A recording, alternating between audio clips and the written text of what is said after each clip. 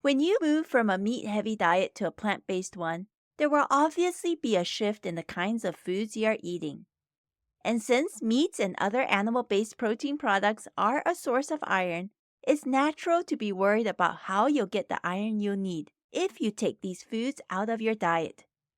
So will you seriously lack iron and get anemic once you start eating plant-based?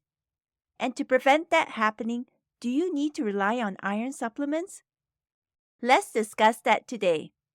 In this episode, we'll look at whether eating plant-based would be adequate to maintain good iron levels, or if iron supplements should be a critical part of a plant-based diet, and if you need to start taking them right away. Ready to dive into this with me? Let's go! Welcome to the Plant-Based Eating Made Easy podcast. I'm your host, Anna Zinn, plant-based registered dietitian and transition coach. Hi friend, do you want to regain your health with plant-based eating but feel overwhelmed and lost about how to do it? Do you feel it'll be hard to change your meat-heavy diet and impossible with working, running the home, or chasing after the grandkids? If so, you're in the right place. Here you'll find simple strategies, clear nutrition guidance, and practical tips to help you thrive plant-powered with more energy. So if you're ready to ditch the guesswork and transform your health the stress-free way, cozy up now with a hot cup of tea or listen while you walk, and let me show you how doable plant-based eating can be. Let's do this. I remember some time ago, a new member in my free Beginners for Plant-Based Diet Success community group on Facebook, making a post to ask this: can I get enough vitamins and nutrients from a plant-based diet alone, or are supplements required? He had experienced a sudden heart attack in the recent past, which led him to make big changes to his lifestyle, eating, and physical activity habits, losing weight in the process. He was now looking to reap the benefits of a whole food plant-based diet. I can understand his concern and uncertainty. Plant-based diet nutrition is actually an area I see many struggling with in their diet transition. That's because there's so much information and disinformation on the internet, multiple vitamin and mineral supplements marketed towards vegans, and what seems to be a gazillion protein powder options. So it's really hard to know what to actually believe and follow. So what's the truth? Do you need to take multiple supplements, including iron, just to try to cover your bases moving into this lifestyle? Somehow, that just doesn't seem right. I agree, it doesn't. And you don't need to take a gazillion dietary supplements just to be on a plant-based diet. That's why I'm doing this podcast episode today. I want to give you clear nutrition guidance on one common nutrient of concern, iron, so you can make a wise decision going forward on whether to take iron supplements in the future while eating plant-based. Let's begin by looking at a 2021 study that was published in the journal Biomolecules by Sigrun Hendrum and colleagues. These researchers wanted to find out if removing meats or meat products from the diet would be linked with an increased risk of people becoming deficient in specific nutrients, such as iron.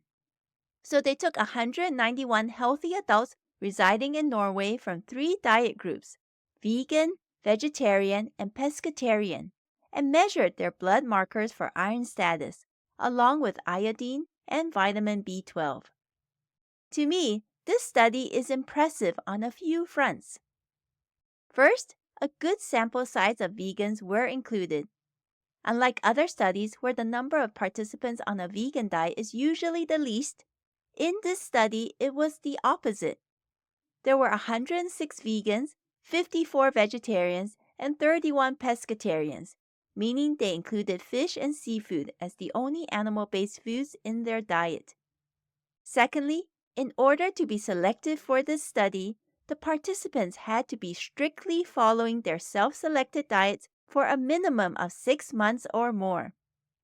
To me, that's ideal because if you really want to assess the potential impact of eating patterns, you would want study participants to be on their diets for at least a decent length of time.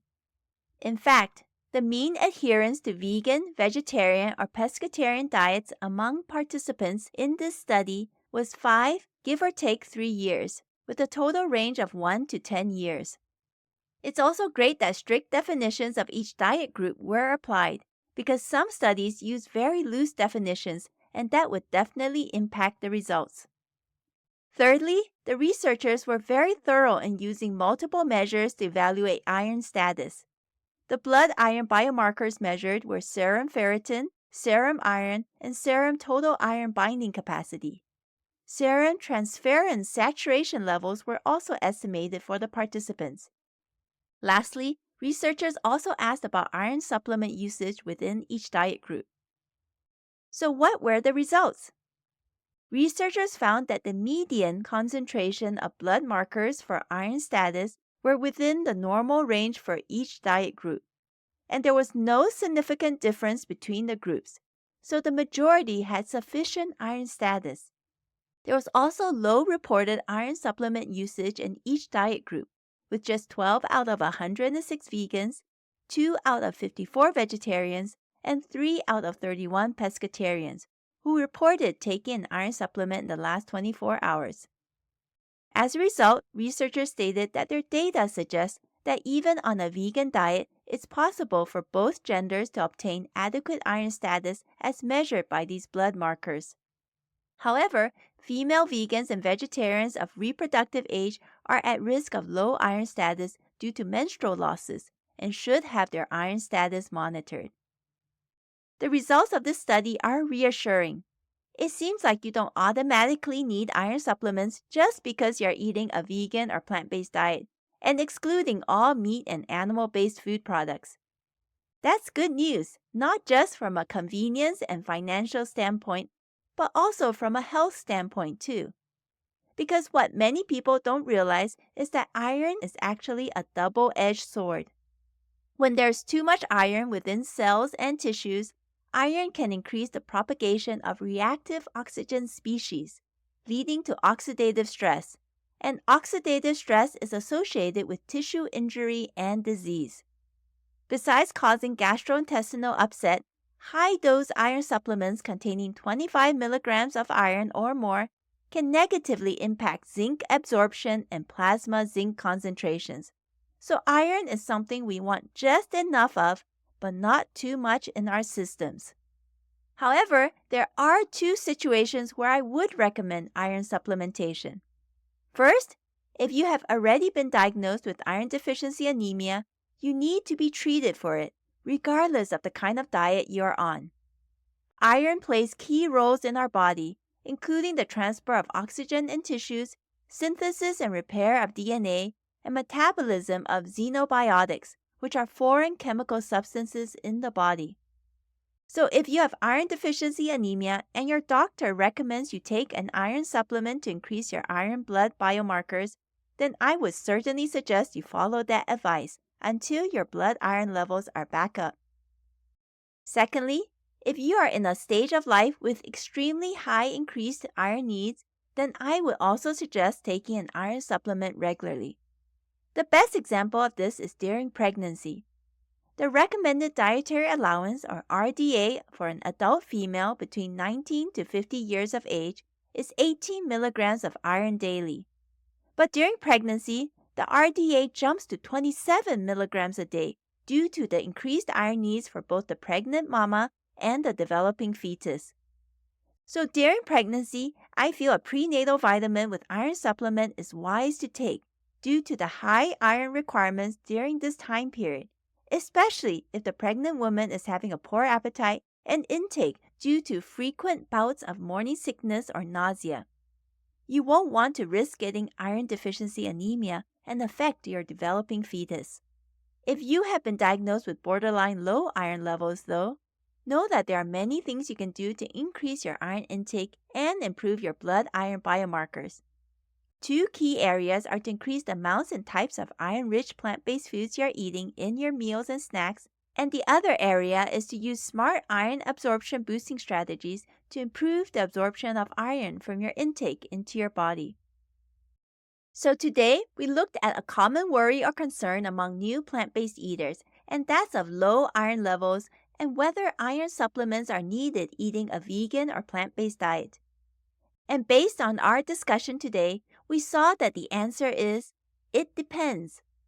While the majority of those on a vegan or plant-based diet won't need iron supplementation, there are certain specific circumstances where temporary iron supplementation would be warranted. Regardless of what life stage you're in, though, I think it would be wise to get your iron levels checked periodically. That way, you can monitor how you're doing in the current way you're eating and if you need to make adjustments.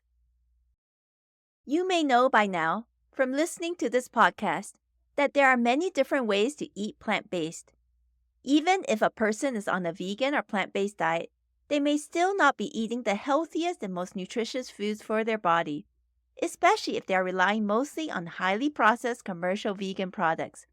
So it's important to know that the foods you choose to eat in your vegan or plant-based diet, along with smart iron absorption boosting strategies, can impact your iron status and blood iron biomarkers.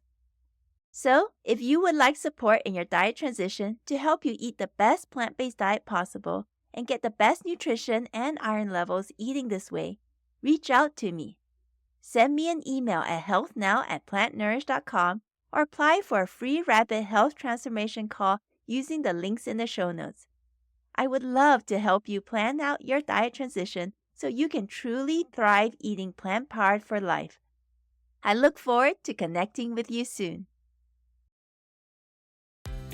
Thank you for listening to the Plant-Based Eating Made Easy podcast. If this podcast has helped you, please take a moment to rate and leave a written review on the Apple Podcast app or on iTunes. Knowing how this podcast has made a difference in your life never fails to light me up. I may also select your review to be read on the show. Remember that moving to plant-based eating can be simple and doable, even with your existing health challenges and busy lifestyle. If you have a plant-based diet question you'd like me to answer on this show, share that question with me using the contact options in the show notes. Thanks for joining me today, and I can't wait to connect with you again in the next episode. Until next time, keep plant-focused and thriving, my friend.